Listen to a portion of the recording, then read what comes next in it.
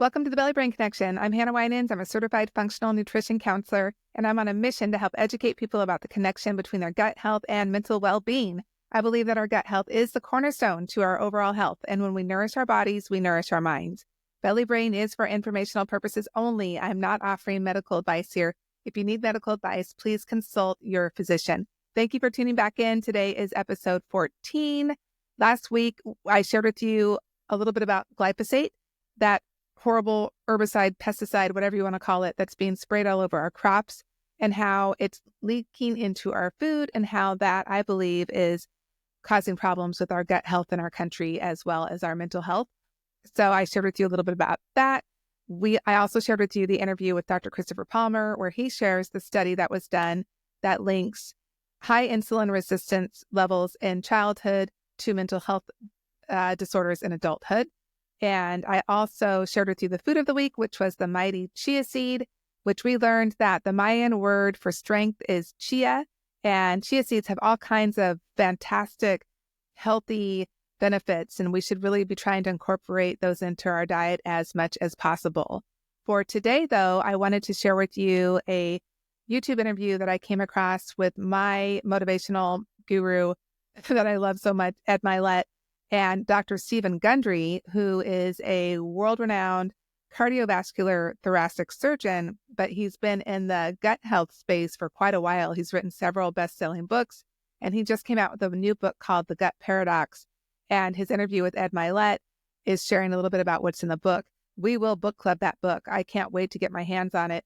But at the very least, I wanted to at least share with you this interview because I actually got emotional listening to it, because it's everything I'm trying to spread awareness about, all wrapped up in 1 hour.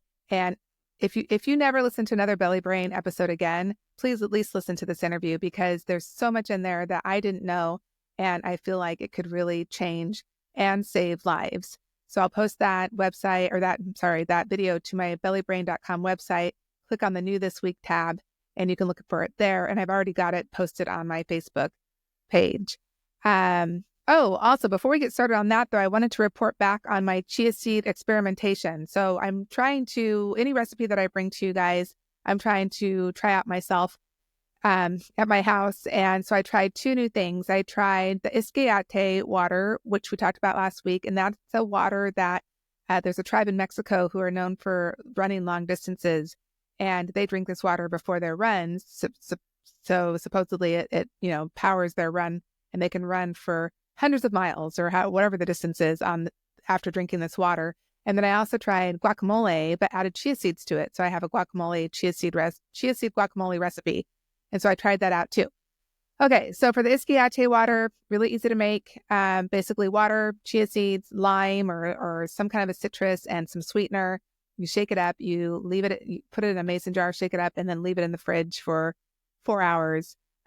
Tastes really good, but I do not like the texture at all. So I like chia seeds, and I use them in pudding, and I use them on yogurt, and I don't mind that when they absorb the liquid, they kind of are like a tapioca texture to it, but I don't like it just trying to drink it in liquid. It's super weird. But if you have a kid who loves that kind of stuff, and who loves to like drink weird things and experiment, they would probably love Isquiate water. And so I would encourage them to at least try it. And especially if they're an athlete, they might think it's super cool to drink before they go on a run, or, go play a game. But try it out first, because there's a lot of fiber in chia seeds. So, you want to experiment that at home before you go, try it before a big game or something like that. So Isquiate water, not a big fan of. But the chia seed guacamole was delicious, really easy to make. You just make your regular guacamole, and you just throw some chia seeds in there and let them kind of soak up. And it adds another dimension to it. So it's not crunchy because it has soaked up the liquids, but it's got kind of a nice texture to it. So I really like that. So that was a good way to get chia seeds in. So thumbs up on the chia seed guacamole. And then I did finally get my El Ruderai yogurt made. It's a little bit strong tasting, so I mix a spoonful of that with a spoonful of Greek or coconut yogurt, or a couple spoonsful, and, kind of mix it up. My husband's been eating just the straight El Ruderai. It's just got kind of a pungent taste to it. So, but it doesn't seem to bother him. I like mine a little bit more mild. So we're doing our El Ruderai, If you want to know more about that, go to my previous episode somewhere in there. I can't remember which number it is, but you'll see it talks about the benefits of the L. reuteri bacteria and why you want to get that into your diet. Okay, so enough of that. Let's get into this interview with Dr. Stephen Gundry. He basically, in this interview, he starts off with, or somewhere in the beginning, he says, Hippocrates said all disease begins in the gut. And I've heard this before, but I was really happy to hear him say that, because I really believe, from what I'm learning, I believe the same thing. I believe that we have overlooked our gut health for so long, and there's so many powerful things happening in there and so many things that we can do to improve that could really improve our lives. And I'm so glad that it's now kind of the frontier of medicine, is that gut-brain axis. So I can't tell you how excited I was to hear these two people that I look up to having this conversation. He really does a great job of explaining our gut microbiome and how it works and how it's connected to our brain. And I know we've talked about this before, but he paints some really good pictures of how it all works. And I think that if you don't have time to read the books that I've been recommending, this 1 hour will tell you a lot, and it'll be really worthwhile for you. One of the things that I learned that I did not know was that, for a lot of people that take SSRIs for depression, mental health disorders, if you know anybody in your life that's taking those, you know that when they put you on a new one or a new medication, it can take like a month for it to actually take effect and start to help. And Dr. Gundry makes the case that the reason is because that medication works in the gut, not the brain. And he says if it worked in the brain, then you could take that medication and within 24 hours, you would see the benefits. The serotonin boosting that it's doing would be working really fast. But because it works in the gut, that's why it takes so long for it to have an effect, because it's got to go through the gut microbiome. And we know that the gut and the brain speak directly to each other through the vagus nerve. And we know, too, that 90 to 95% of the serotonin in our body is produced in our gut. So it does make sense that that's where those drugs would start to work. But I didn't know that. And, if you have anybody in your life who has struggled with mental health, then you know that kind of vicious cycle of starting a new medication and then it starts to work and then all of a sudden it doesn't work and now you're on a new medication and that takes a while to work. But if we realize that all of this is because it's what's going on in the gut, and there's so many things that can be happening that we're eating that could disrupt that, right? So if you have a horrible diet of ultra processed foods and you're taking this new medication that needs to work in the gut first, and you're compiling all this stuff on top of it, no wonder people have to go through like 15 medications before they find something that kind of works for a short term, and then they have to try something else. So just blew my mind. My jaw was on the floor, and I just was so excited to hear that information. The other thing that got me going, and you guys, I was literally like fist pumping, jumping up and down listening to this, because I feel like it kind of validated everything that I'm trying to do and what I'm so passionate about. And helping people understand this, that there's hope and that there's changes that they can make. But he also talked about glyphosate, which, what a coincidence. I just talked about it last podcast. And he explained that glyphosate, it has a negative, why glyphosate could be a problem for our mental health is because it has a negative effect on tryptophan, which I think we hear about tryptophan as like with turkey, it makes us sleepy. But it's also I guess the pathway for serotonin, and I'm not saying this exactly right, you got to listen to the interview, but somehow glyphosate has a bad effect on tryptophan, which can inhibit our production of serotonin, which is, again, that feel-good hormone that we need. So I thought that was fascinating. The other thing that I learned was that Roundup, which the active ingredient in Roundup is glyphosate, was originally developed as an antibiotic, which is crazy to me because we know that antibiotics really can harm your gut health. And while they have a lot of useful properties and they heal infections and there's all kinds of things, right? Like antibiotics have done amazing things. We need to be really aware that one round of antibiotics can disrupt your gut microbiome for 2 years. So unless you're doing things to build up that gut microbiome and bringing in those fermented foods and those probiotics and a healthy diet, you're really going to be, you may have beat the infection, but now you have a whole new thing going on. And that's probably some gut dysbiosis going on. And so you need to be really aware of that. But to know that glyphosate, which we know now or he makes the case, is affecting our serotonin levels. And then the fact that glyphosate, which is in Roundup, was originally an antibiotic. Oh my God, it's like, it's all right there. So sorry, I'm getting a little excited. But that was something I did not know. I was super excited to find out. I can't wait to dive more into this. He also talks about our gut microbiome and how our gut bacteria can drive cravings, and the connection between people who maybe struggle with alcoholism and what their gut microbiome looks like. And could there be a connection that certain gut microbes crave alcohol? They know that the science is showing that people that have mental health disorders, a lot of them have missing bacteria or gut dysbiosis, and even have some bad bacteria in there that can affect their mental health. So all of this is, it's coming, right? We're on the cusp of learning about all of this. And, for years and years and years, and he explains this as a doctor, nobody knew about the gut microbiome. I mean, it wasn't until I think maybe 20 years ago that people really started to look at our gut microbiome and how it affects our overall health. So this is kind of new stuff.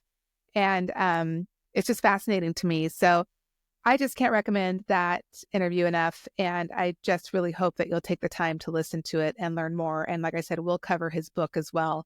Gut Paradox. I highly recommend you go get it. I have not read it yet, but just from the interview, I can tell that I'm going to love all of it. So I'm super excited about that. Okay. So next up, olive oil. I love olive oil. Oh my gosh, you guys. I actually belong to an olive oil club. So if you want to join the club, you can go to freshpressedoliveoil.com. And I joined it about a year ago, and I actually stopped because I was getting a lot of olive oil and I couldn't keep up with it. But now they have smaller batches that you can buy. So I'm super excited about that. But with olive oil, once you become a connoisseur, it actually becomes kind of like a fine wine. Olive oil can come from different regions. I've had olive oil from Australia, from Greece, from Italy. So I want to kind of go over some of the things to look for when you're trying to buy olive oil. And when I say olive oil, I'm talking about extra virgin olive oil. There's other kinds, but this is the one I'm into, and I'm grabbing all my notes because I have them all over the place. But let me tell you first off, when you're looking at olive oil, some of the things to look for when you're looking to buy it, you want to make sure that it is labeled as cold pressed extra virgin olive oil. You want to make sure it's in a dark glass or ceramic bottle. You want to avoid PVC containers with it. The label should reflect the exact type of olives used in making the oil. And the best olive oils are single region or single estate. It should have a really either a fruity, fresh, or grassy smell. I opened up a bottle of olive oil, I think it was from Australia. I opened it up and it smelled like fresh cut grass. And I was kind of blown away because I've never smelled olive oil that was smelled strong like that. But apparently what I've learned, the stronger it smells in a fresh, good way, the better. Olive oil is like a fruit juice. So the fresher you get it, the better. When you're really trying out a fresh olive oil, it's going to, when you taste it, it's going to hit the back of your throat in a way to where you're going to probably cough a little bit. And the stronger it is, the more you're going to cough. So a lot of olive oils are rated as 1 cough, 2 cough, or 3 cough. And apparently the 3 coughs are the ones that have the most polyphenols in them and the things that you're looking for and the most anti-inflammatory properties. Because olive oils come in a variety of tastes, there's mild, which would be like a 1 cough. Some of them can be kind of bitter. Some of them can be a little more fruity, and so they can be paired with different foods. The more mild ones are really nice with drizzled on a fruit salad. The spicier ones, great with maybe on top of a regular salad. I've even tried olive oil on ice cream. It's really good. It has to be kind of a mild one. There's all kinds of ways to experiment with it. If you're looking to buy something locally, then I've done a little bit of research, and I don't know if you're familiar with the brand Bragg's. They make the apple cider vinegar, but they also sell an olive oil, which everything that I've read on the label, and I've kind of cross-referenced with my olive oil info, that's a good one. That it checks all the boxes of what you're looking for. I'm going to try and pick some up this week and see. I've never tried that one. See if it smells at all like the ones that I'm getting from my olive oil club, and I'll report back. I'll put some more information on the bellybrain.com website about what to look for in olive oil, but it's just something to be aware of, that the quality of it makes a huge difference. And really those anti-inflammatory properties, I think, are why the Mediterranean diet, where they incorporate a lot of olive oil, is probably the one that most of the nutritional experts out there can agree on as being a really healthy diet. So get that olive oil in. I'm trying to think if there's anything else. The health benefits. Okay, really quick. It's rich in healthy monounsaturated fats. It contains large amounts of antioxidants. It has strong anti-inflammatory properties, may help prevent strokes. It's protective against heart disease. It may fight Alzheimer's disease. It lowers bad LDL cholesterol and increases good HDL. Lowers blood pressure, contains plant-based compounds that offer anti-inflammatory and antioxidant properties known to reduce the disease process, including heart disease. So all of those polyphenols, you hear that word over and over again in the health space. Those are just so important.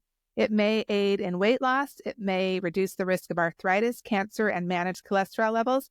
Helps regulate blood sugar levels. So just incorporate a little bit of it into your diet. You can cook with it. There's different smoke points for different types of olive oil. So I'll post that information on the website. But for stir frying, extra virgin olive oil is just fine. You just don't want to get it too hot. I like it just straight up on my salad. And even if there's anything that I'm eating, like a lot of times I do my arugula, my sauerkraut, my olive oil, a little balsamic, and that's just a great way to get all kinds of good stuff in, as a side to my dinner. So yeah, experiment with olive oil, and I will post some more information on the website about it. And let's see, I think that's it for this week. Next week, I want to share a little bit more about the connection between our gut microbiome and exercise, and how they're learning that a lot of our bacteria, or little gut buddies in our belly, how they actually can help us to crave exercise, which is fascinating to me. And also how exercise can help change up the diversity in our gut microbiome, which of course is what we're trying to do to be healthy. So I'll share more with you on that. But if you're looking for a book this week, The Gut Paradox by Dr. Steve Gundry. Thank you so much for tuning in. I hope this helps. Bye.